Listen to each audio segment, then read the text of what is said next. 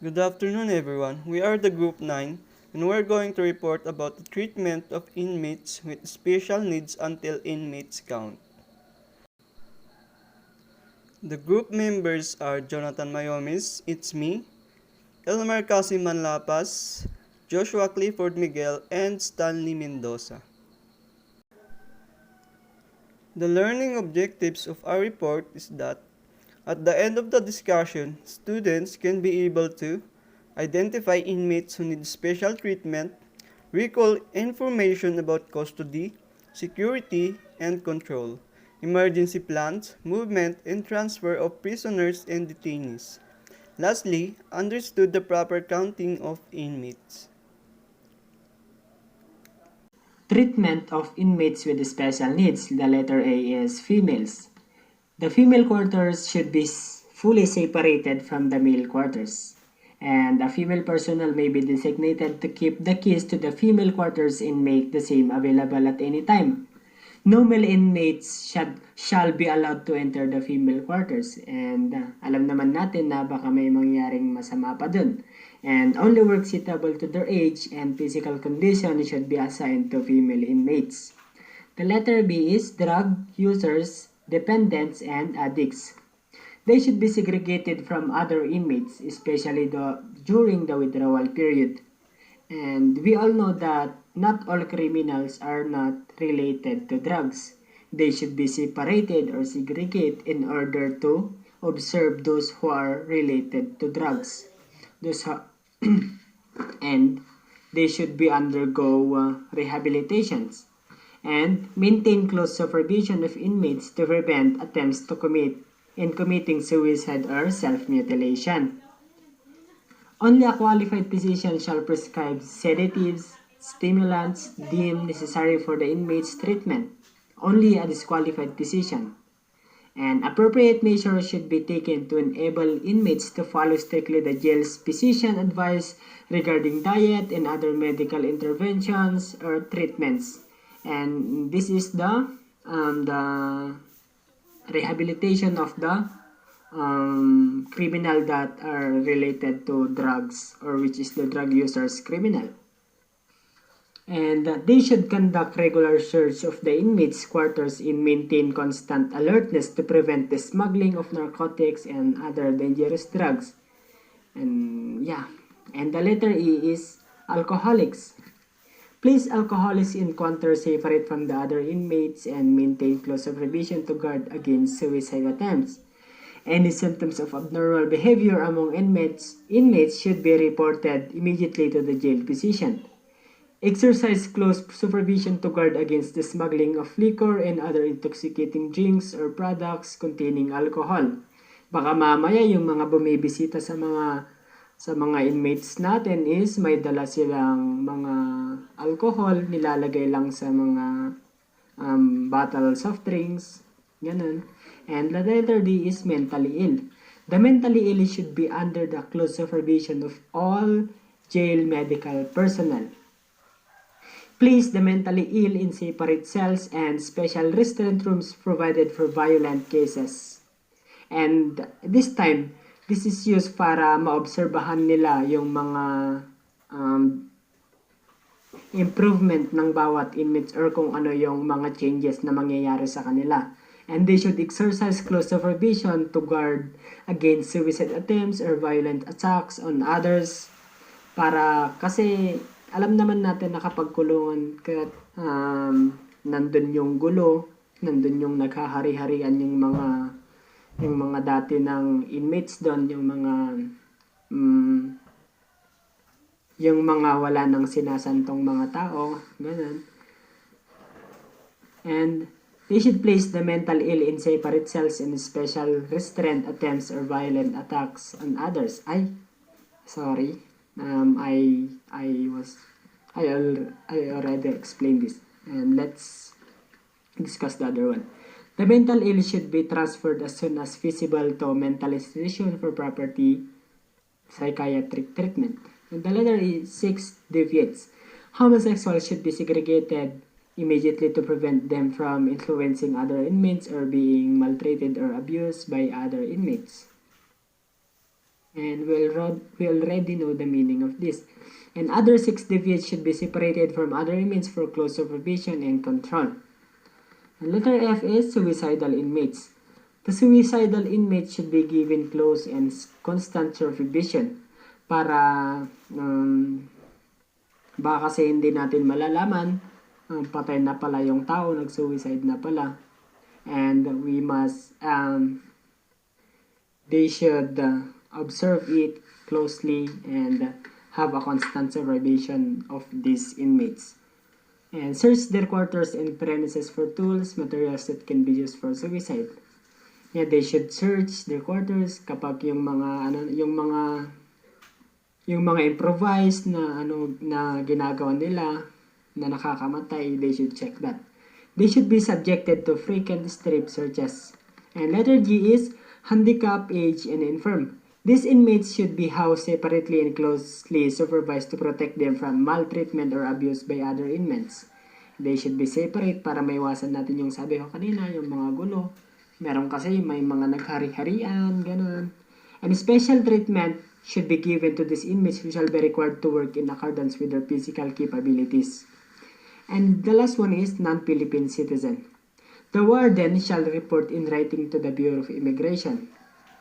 And they should report it always and immediately and efficiently. About the custody, security, and control, emergency plans, movement, and transfer of prisoners and detainees. Each jail shall, as much as practicable, maintain the following minimum standard with regard to security of the facility.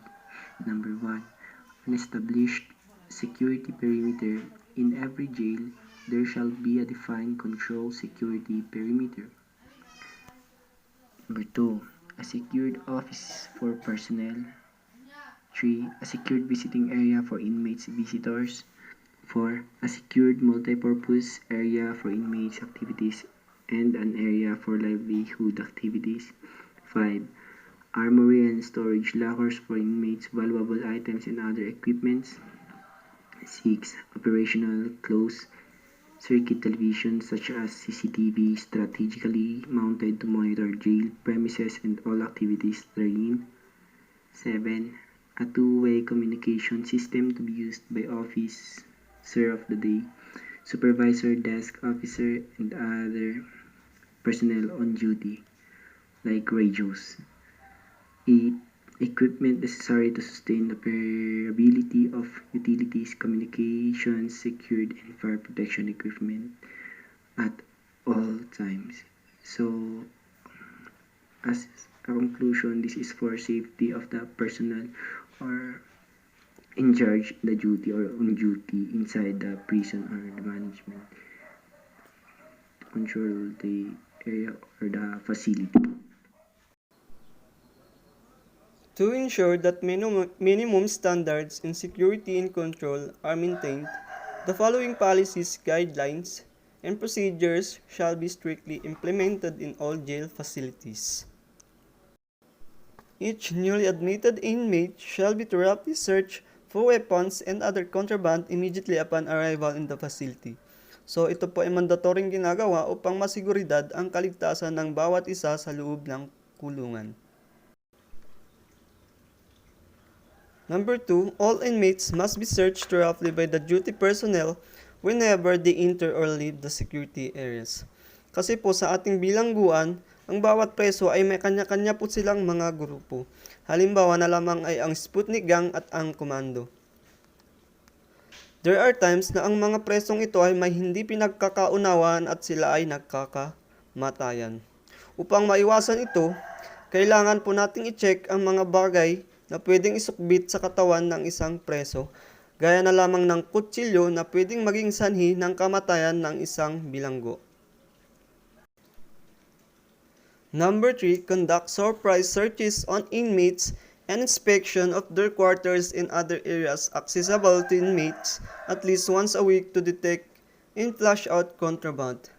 Kasi po baka hindi na po natin namamalayan na ang mga presong ito sa kanilang silda ay nagpaplano ng isang pagtakas drug session, at iba pang anomalya sa loob ng bilangguan. Number 4, maintain an updated written emergency operations plan such as but not limited to natural and man-made calamities and other jail disturbances. These plans must be made known to and understood by jail personnel through the conduct of regular dry runs. Ito po ay kailangan upang kung sakaling magkaroon ng sunog, lindol, at jail riots ay alam po ng isang jail personnel ang kanyang gagawin sa loob ng bilangguan. 5. Maintain a journal of activities, emergency situations, and unusual incidents. 6. Is to maintain a key control center for storing case that is inaccessible to inmates and unauthorized persons. There shall be an accounting system for issuing and returning of case. There shall be a reporting system for documenting and repairing broken or malfunctioning case or locks. Inmates shall be prohibited from handling jail security case. Number 7. There shall be one full set of duplicate keys secured in place, accessible only to jail personnel for use in the event of an emergency. This case shall be marked for easy identification during adverse conditions. Number 8. Continuous inspection and maintenance of all locks. Replace locks as often as possible and never allow inmates to install locking system in the cell gates and to possess their own padlock for purposes of locking themselves in their cells that will cause delay for personnel conducting regular cell search and inspection. Number 9. Maintain strict control of firearms. Number 10.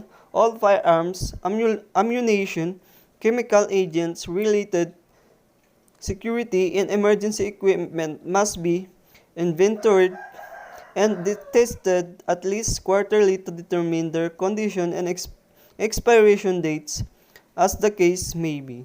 This shall include regular inspection of fire extinguishers and other detection and suppression systems available. 11. All tools, toxic, corrosive, inflammable substances, and other potentially dangerous supplies and equipment shall be stored in a locked area which is secure and located outside the inmates area. Shall be used by inmates only under direct supervision. Number 12. Conduct daily inspection of all security facilities, for example, closed-circuit televisions, ceilings, window grills, iron bars, etc., and document all findings. Number 13. Regular conduct of guard mounting for all incoming duty of the custodial unit and for the members of escort unit before their assumption of duty to remind and update them of the policies guidelines pertaining to security and control. Number 14. Conduct regular count of inmates at least 5 to 6 times within a 24-hour period and strictly implement the established procedures in counting inmates. Number 15. Prohibit inmates visitor to stay inside jail premises beyond authorized visiting period regardless of any reasons. Number 16. Inmates shall be supervised at all times whenever they are outside their cells. And 17. Never allow any personnel under the influence of intoxicating beverage to enter the jail facility or to perform an official duty. Number 18. Carefully select the inmates to be utilized as jail aid and maintain rigid control over their activities. 19. Never allow a jail officer to render successive shifts of duty except in cases of emergencies. 20. Never allow jail personnel to open inmates' quarters alone. At least one other jail officers should be present and guarding the gate. 21. Inmate should be taken out of jail only upon written order of the court. 22. ensure that all vehicles and persons entering the jail premises are properly searched in accordance with the existing policies procedures. Number 23. Regularly inspect and check the availability of emergency lights and other emergency equipment and ensure that each personnel rendering night shift duties has one flashlight, nightstick button, and whistle. And number 24. As regard the use of force, letter E. Use of force shall be limited to instances of justifiable self-defense, prevention of self-inflicted harm, protection of others, prevention of riot, commission of a crime, escape, or other jail disturbance, and to controlling or subduing an inmate who refuses to obey a lawful command or order. Letter B. Use of force shall be limited to the amount of force necessary to control a given situation and shall include a continuum of escalating force levels. Letter C. An examination or treatment by health personnel shall be provided to prisoners or staff involved in a use of force incident when there is obvious physical injury or there is a complaint of injury or request for medical attention. And letter D. Use of force incident shall be recorded and reviewed by the warden. Inmates count. It is imperative that at specified times during each 24-hour period, all inmates are physically counted. For this type of count, the general procedures are as follows. A. Count each inmate physically at specified times or as necessary. B. During the count, ensure that all movements of inmates are stopped until the count is completed. C. The count must be accurate. Make a positive verification to ascertain that the inmates are physically present. Refrain from conducting a count on the basis of only having seen any part of his clothing, hair, or shoes. D. Submit a report of each count of group of inmates to the warden or assistant warden.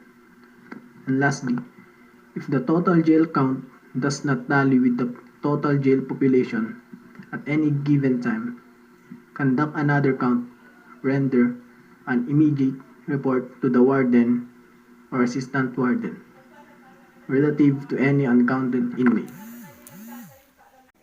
In conclusion, special needs inmates are more vulnerable to violence, suicide, drugs, etc. This must be addressed by the jail or prison management to ensure that the jail or prison would run very well. Special needs offenders could suffer or die if not cared for properly. Thankfully, there are protocols for the inmates to be monitored regularly. It ensures the safety of all inmates regarding their health and prevents unnecessary things happening inside the prison like rape, homosexuality, smuggling of drugs and alcohol, and others. That's all guys, and thank you for listening.